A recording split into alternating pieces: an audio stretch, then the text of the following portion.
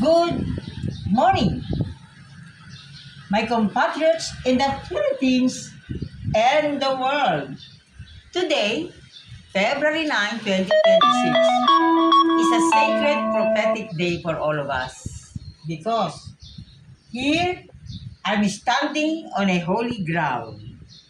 Because here is, you have the remains, the sacred remains of Dr. Maximo Viola. In Philippine history, sacred prophetic Philippine history, Dr. Maximo Viola is the best friend of our beloved national global hero, Dr. Jose Rizal. Dr. Maximo Viola is the constant companion of our beloved Dr. Jose Rizal in all his trips in Europe. And why is he very crucial to me as I speak here today? Because I just lost the book, the publication. I found the testimony of our beloved Dr. Maximo Viola. You know very well that he funded the publication of No Limit Accurate because when Dr. Jose Rizal was already despondent and in state of depression, he threw it to the fire, but Dr. Maximo Viola saved it and he funded it. So anyway, what is very crucial now is for everybody to realize what Dr. Maximo Viola, because when Jose Rizal decided to go back to the Philippines, his compatriots in Europe begged him not to do so. For Dr. Jose Rizal to go back to the Philippines is suicidal because you will definitely meet your death. But according to Maximo Viola, Rizal said, and please take note of these words that remain in my consciousness.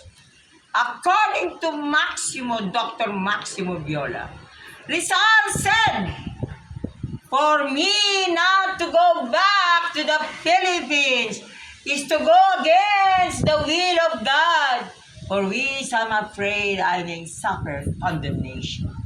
You see, my beloved compatriots, here is Dr. Jose Rizal. Surrender to God's will. So this is my appeal. May everyone who will see this video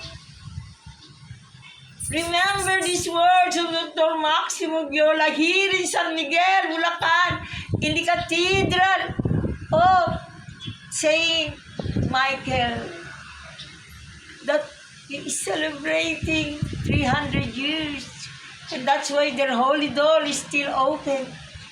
You see, my dear compatriots, why the heavens called me here. Especially, I'm doing my novena to Our Lady of Lourdes. My compatriots, after this YouTube video, please remember the unconditional love of Dr. Jose Rizal for God, country, and compatriots.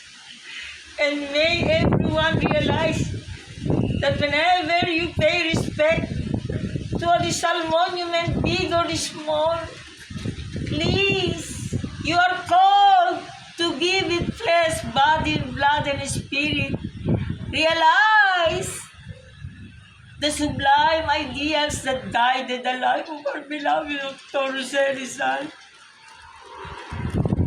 And now here, I just returned from France and Belgium for 70 days special event entitled Immortalizing Philippines, France, Sacred Prophetic Relations for the World. And here is the pouch from the Republic of Turkey when I went there through the intervention of Saint Teresa of the Child Jesus. And this medal, I call it the Transfiguration Medal from Holy Trinity, France, in the chapel, in the cloister, in the care of the Carmelites. This is the Transfiguration Mount medal according to the Lady of Legay.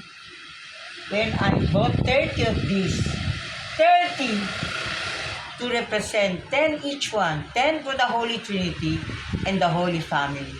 And the altar of this sacred prophetic cathedral of Saint Michael the Archangel, you will find it there, the Holy Trinity, of course, in the upper dome, Saint Michael, the one who is described as who is like unto God, in the obedience to God's will, and then the Holy Trinity and the Holy Family.